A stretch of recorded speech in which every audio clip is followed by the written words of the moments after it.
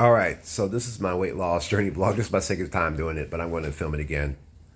So a week ago, I fell sick and I worked Monday, then I took the rest of the days off. And I was a little frustrated by that because while it was cool to take the days off because I'm a contractor, I don't get sick pay.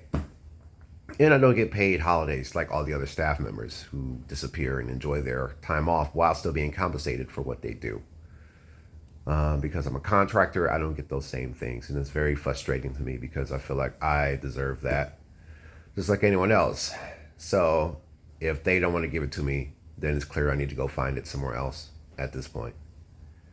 There's no one there really that seems to be interested in making any changes better for people like me there.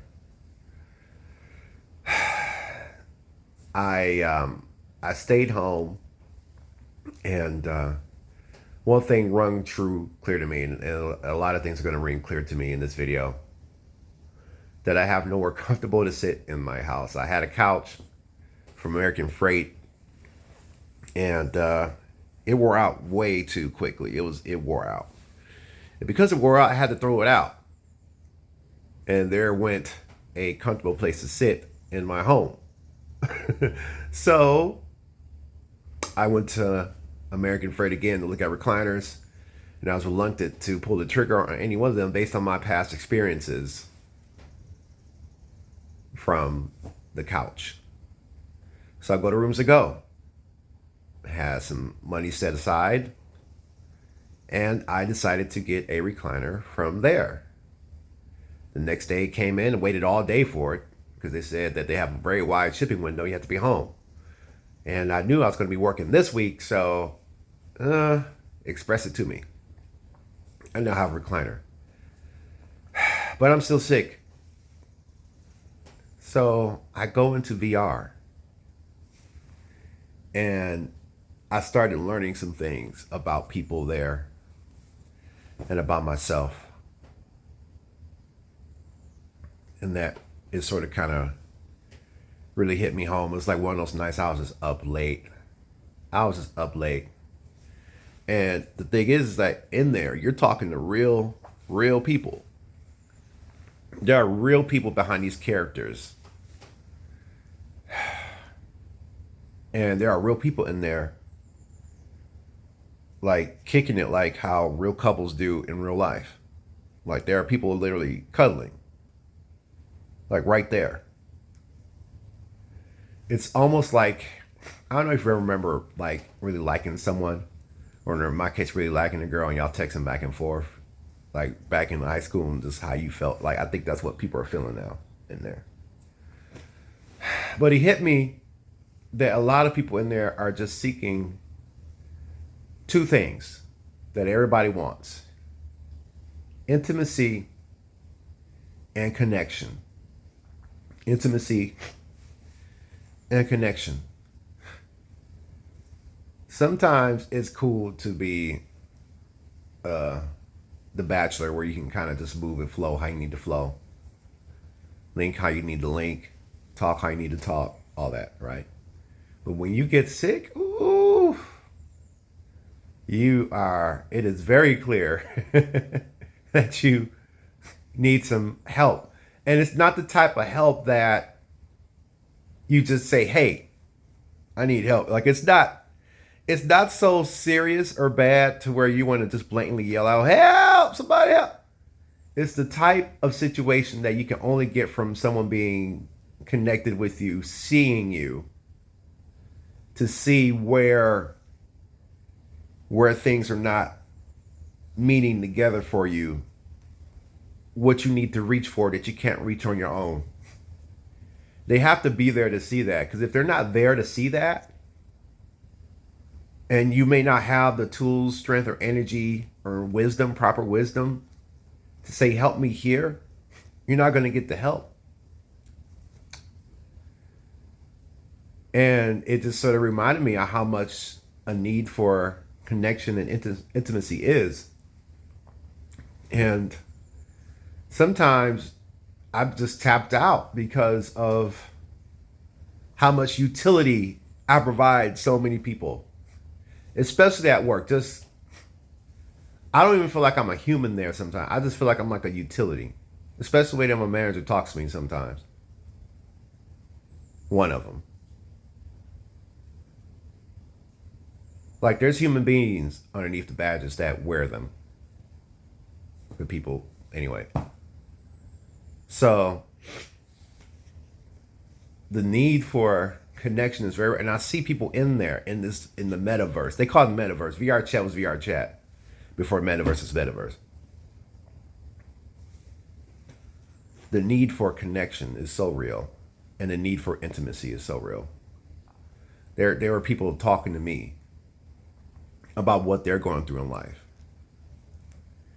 and I could sense that, and they were just seeking guidance. They were just seeking wisdom. They were just seeking a little bit of form of confidence. They were seeking an opportunity just to be heard. And I noticed that I instinctually found things to guide them because the things that they talked about were things that I went through, from abuse to being lonely or just going through trying times. I was able to pull from my experiences and share that with them. And from what I could tell, they were happy about that. And it helped them. And it kind of made me feel good. I had a connection. I connected with them in talking to them about their trials and tribulations and stories or whatever. And I mean, it's like sitting here like I'm talking to you right now. It's just like that. But being sick just kind of reminds me of how much, it's just a reminder of how alone you can really be sometimes. I was calling multiple friends, and a lot of them had their plates full. And in that time, in that moment, like I'm really seeking connection. I'm really seeking to be heard. Maybe I'm seeking to be listened to, but a lot of times what happens is a lot of people are instinctually on a default settings to talk about themselves. And they want to be heard. And they want to be listened to. And sometimes it's rough because I'll call people and they're busy. They got stuff going on. And it's like, I really need, like, and then if I know I can't get that from you, I have to seek alternative solutions because I can't impress my needs upon you, especially if there's someone there that needs you at that moment that's right there with you and I'm on the phone or something. Or maybe you're with your family or there's a loved one that has a need. And so my default settings on the gentleman spectrum is to say, all right, yeah, please take care of what you need to take care of. But the reality on the inside is like, I need to be a priority for a moment. But I'm not in any shape or form entitled to anybody being anyone's priority. I am not in any shape or form right now entitled to anybody making me a priority. But that still doesn't negate the need to feel like you're that. And in the moment, if I know I'm not getting that, I choose to be strong. I take that reality in the chin and I keep going, and just sort of just accept it because I'm a gentleman first. I will open that door to connect, but if you do not walk in,